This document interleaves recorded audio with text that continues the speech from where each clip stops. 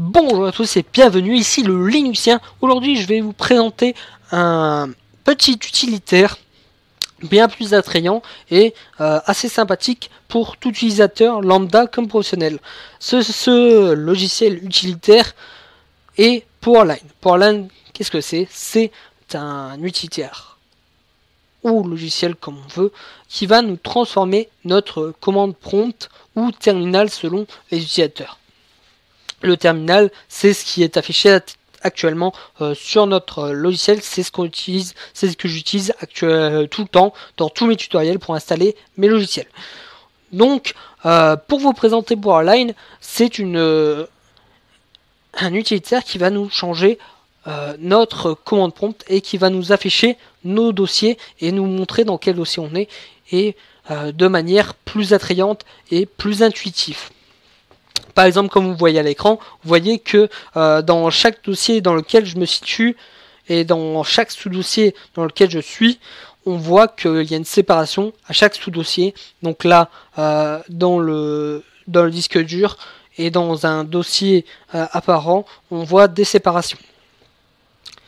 Donc pourquoi on va utiliser ça? Pour permettre d'avoir une meilleure lecture de notre terminal, pour mieux se situer au niveau des dossiers et des documents dans lesquels on rentre pour lancer des commandes, et parce que finalement c'est plus attrayant pour un utilisateur lambda d'avoir ça au mieux d'avoir la suite de lignes avec des slash qui n'est pas forcément très attrayante à l'utilisation pour les commandes que l'on utilise.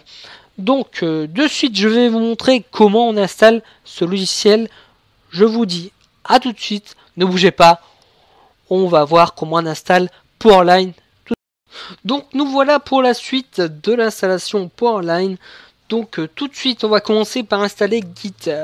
Git est un logiciel qui va pouvoir nous permettre de chercher les logiciels qui sont placés dans la banque de logiciels GitHub. Donc GitHub qui est une grande banque de logiciels où tous les indépendants placent leur logiciel et leurs données pour pouvoir permettre de se l'échanger et pouvoir former leur logiciel et créer leur logiciel indépendamment de toute structure possible. Donc pour installer Git, c'est très simple, on va faire un sudo apt-get install Git, très simplement.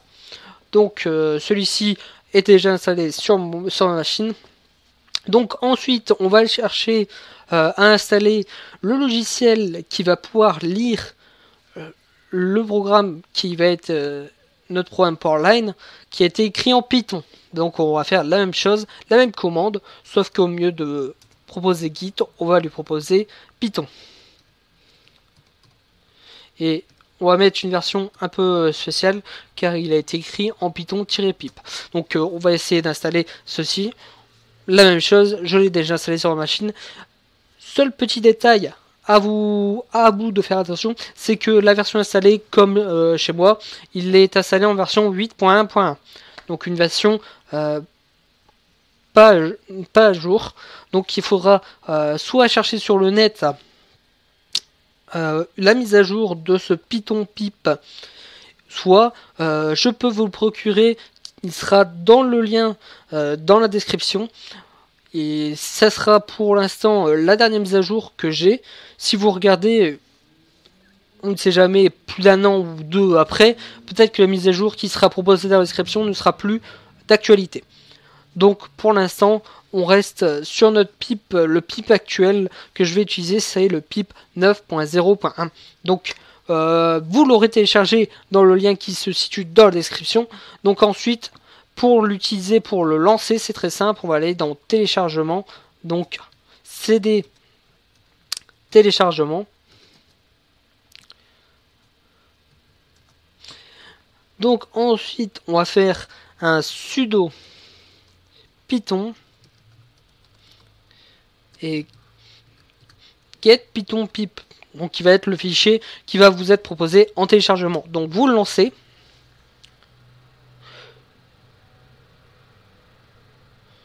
Donc là, il est en train de préparer le logiciel. Il va aller le chercher, le télécharger, puis l'installer. faire la mise à jour directement dans les dossiers qu'il a déjà. Donc là, pour moi, ça aussi, ça a déjà été fait. Donc voilà. Donc là, il me le dit, votre version est déjà à jour. Vous n'avez pas besoin de le mettre à jour. Donc voilà. Donc on a tout de mise à notre disposition pour l'installation de notre logiciel qui est Powerline. Donc ensuite, on va suivre un petit tutoriel que j'ai actuellement sous les yeux. Donc c'est très simple. On va suivre tout ce qui nous est proposé sur le site du Libriste. Le Libriste, je vous mettrai le lien de son site dans la description. Je mettrai le lien de ce tutoriel qui m'a été proposé par le Libriste dans la description. Donc du coup, ça va être très simple. Il va juste avoir à suivre les différentes phases, les différentes commandes qu'il va nous proposer. Donc avec un copier-coller directement dans la commande, on fait entrer, il télécharge les fichiers, il va les mettre dans ses dossiers personnels, dans le disque dur, et à chaque fois,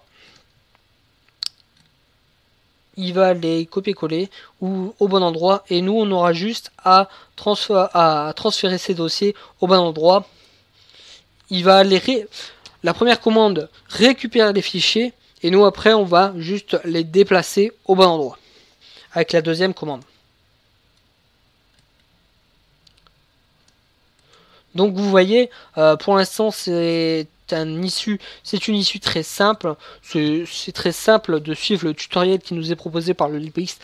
Le tutoriel qui nous propose est vraiment très simple, vu que toutes les commandes nous ont été proposées et nous ont été données à l'avance.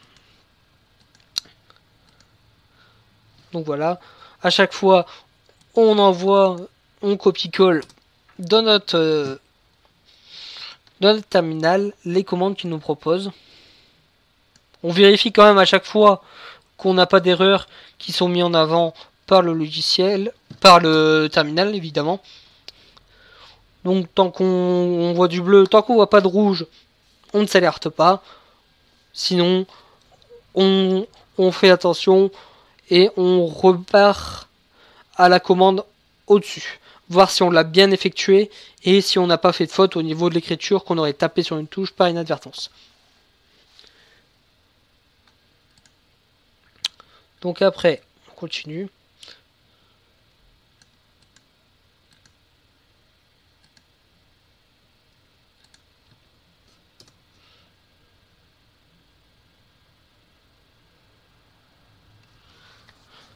Donc là, il est en train de copier tout ce qui est couleur, police et le design de notre Powerline directement dans ces dossiers.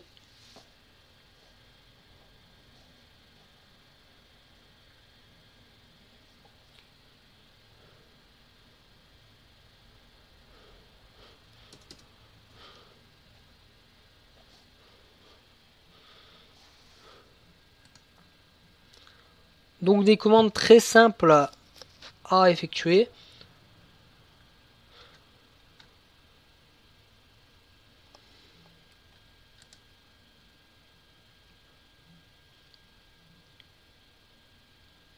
Voilà. On continue nos commandes.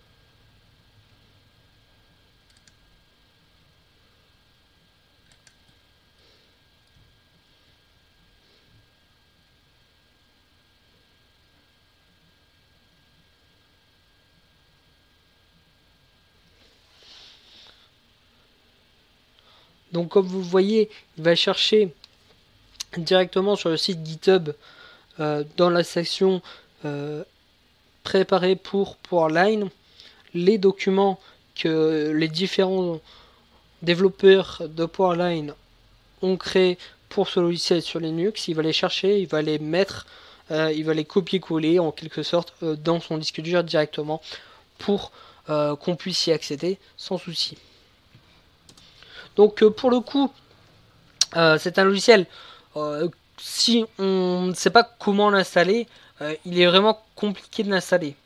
Sinon, dans le cas contraire, comme là on a un tutoriel, on est assez simplement guidé avec les commandes qu'il nous propose.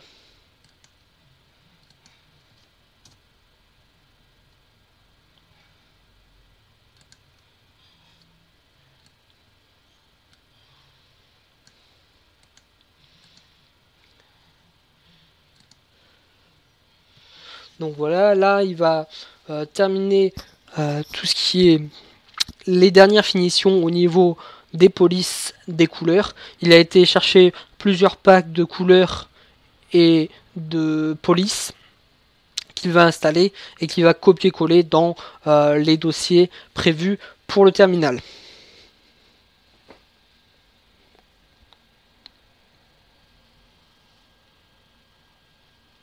Donc c'est pour ça que ça met peu de temps à effectuer ces commandes, c'est parce qu'il travaille directement dans le disque dur et qu'il fonctionne directement avec les fichiers contenus dans le terminal. C'est pour ça aussi que ça a du mal. Le terminal est en train de travailler et derrière il travaille aussi sur le terminal.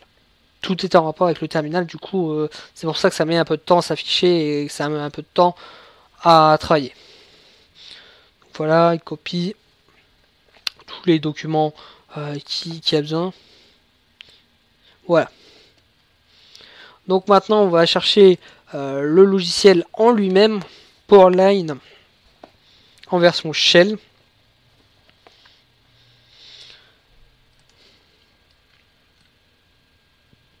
Donc là on va rentrer dans le dossier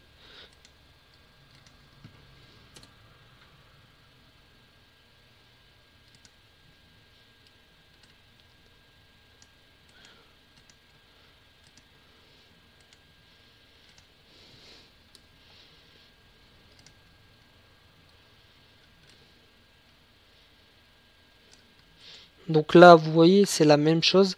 C'est le même type de commande qu'on avait utilisé au tout début. Donc avec Python install, avec un install qui va se lancer avec Python. Donc voilà.